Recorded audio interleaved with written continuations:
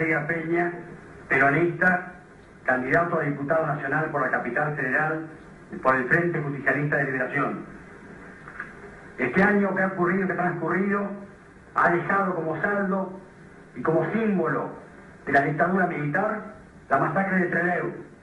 16 argentinos que luchaban por una patria liberada, por una patria peronista, fueron masacrados por las fuerzas de la represión.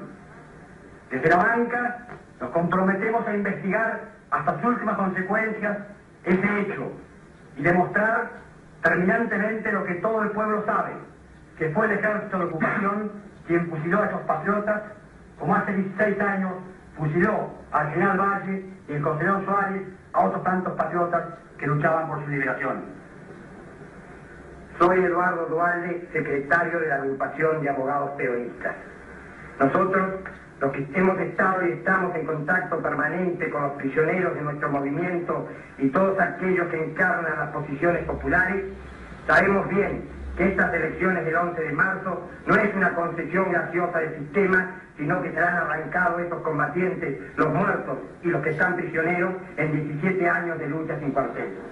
Y tenemos la seguridad, precisamente, porque son ellos los que han posibilitado este triunfo multitudinario del 11 de marzo, que nuestros representantes en las cámaras de diputados y de senadores de la Nación garantizarán la ley de amnistía más allá de todo tipo de presión o de que el gobierno militar quiera dejarnos en estas leyes trampas que está preparando. Mi nombre es Marcelo Duhalde, soy periodista, militante de los derechos humanos desde hace muchos años. Integré el equipo de Rodolfo Ortega Peña y Eduardo Luis Duhalde desde los años 60 y voy a leer un texto que salió publicado en la revista De Frente, que fue la continuadora de la revista Militancia, porque en ese momento nos había clausurado el gobierno peronista y tuvimos que continuar con otro nombre. Salió publicado el 25 de julio de 1974, un texto que está firmado por Juan de Abajo. Juan de Abajo era un seudónimo que usábamos en la revista y en este caso el que escribió es Rodolfo Ortega Peña. 6 días después, Rodolfo Ortega Peña fue asesinado por la AAA. La sección se llamaba Campana de Palo y el texto se llama Para una lectura correcta de los diarios.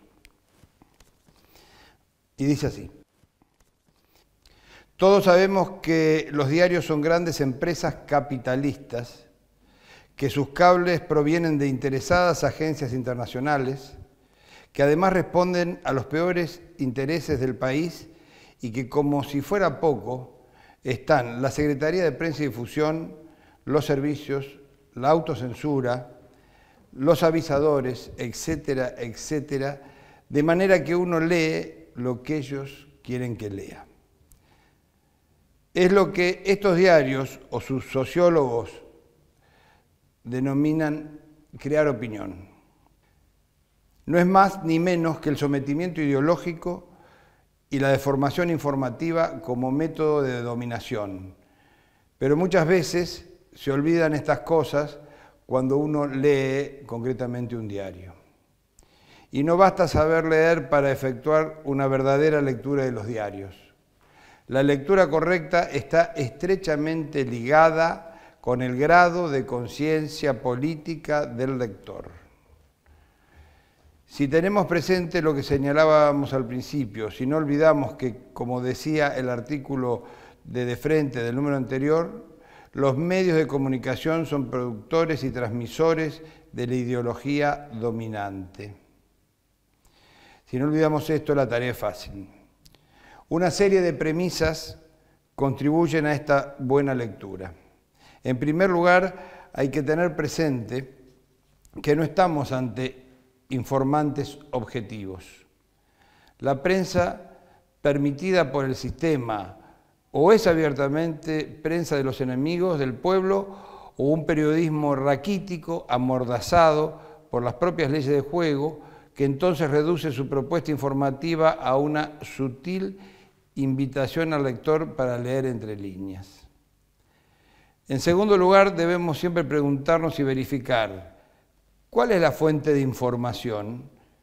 El que hable de las agencias multinacionales, TELAM, que es la agencia de gobierno, comunicados de prensa, voceros oficiosos, trascendidos de círculos castrenses, etc.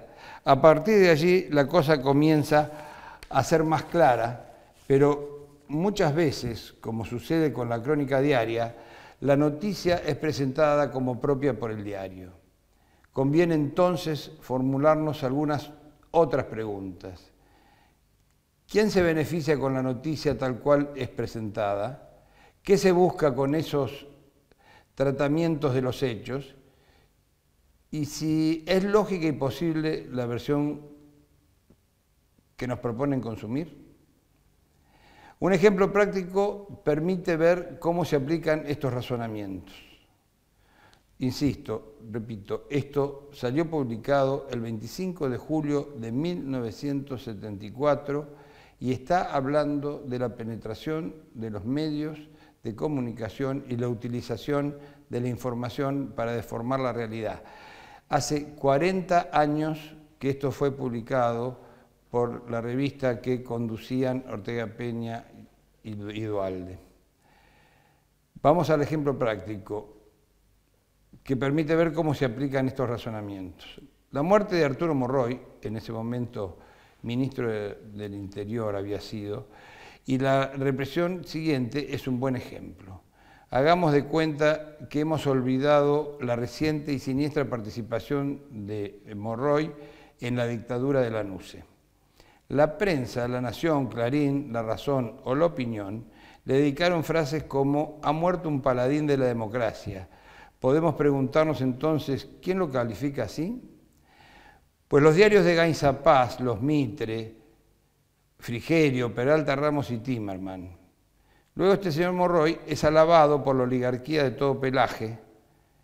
Entonces el lector ya sabe, paladín, de qué democracia se trata. Esos mismos diarios son los que nos cuentan quiénes lo lloran. Lanusse, Balbín, la CGE, la CGT, Pedrini, Brunello, el Partido Comunista, la Partidocracia Liberal y los gansos menores. Ni más ni menos que la nueva Unión Democrática, decía Ortega Peña en este artículo. Avancemos en el análisis. Los mismos diarios nos cuentan que 5 horas después, en zona cercana, es muerto uno de los ejecutores y otro es capturado. Hagamos las preguntas. ¿Quién proporciona la noticia? El ministro del Interior. ¿Lo ha informado en el Congreso? ¿Hay información distinta? Sí. Los mismos diarios hacen saber que los jefes policiales han desvinculado este suceso del ataque de Monroy. ¿Qué tratamiento le dan los diarios a la información ministerial de que los caídos son los matadores de Monroy? La patraña es tan burda que los diarios no quieren comprometerse, siguiendo así el juego del ministro. Casi todos recalcan esta actitud con frases de este estilo. Según el ministro, o el ministro afirmó que habrían sido, limpiándose las manos. ¿Es lógico o coherente la noticia? ¿Lógica o coherente la noticia? No, de ninguna manera. Es impensable que tras realizar una ejecución, sus autores pasen durante varias horas en la zona y en el mismo automóvil para ver si así pueden ser capturados. ¿Puede deducirse cómo fueron los hechos? Sí, sobre todo a través de las primeras noticias y reportajes a los vecinos. A Pérez y Quintás se los ametralló sin otro motivo que el cumplimiento de la orden de matar. Ninguno de los dos se había resistido. ¿Qué se buscó con este ametrallamiento? Por un lado, una demostración de eficiencia para tranquilizar a los muy asustados políticos de conciencia sucia, por cierto, y por el otro, lograr una rápida represalia. ¿Qué se busca con la deliberada tergiversación vinculando este suceso con la muerte de Monroy? En primer lugar, ocultar un crimen gratuito. En segundo, inducir ideológicamente al pueblo, diciéndole que de la denominada afiliación de los ejecutores de Morroy, como se hizo con la muerte de Rucci, señalar como responsables al ERP, fuerzas ajenas al peronismo, trae como contrapartida evitar toda especulación sobre si los autores fueron peronistas que podían deteriorar la prefabricada imagen sobre la unidad monolítica del movimiento. Los anhelos de paz de un pueblo feliz y agradecido de que Lanusse y Morroy nos devolvieran la posibilidad de votar.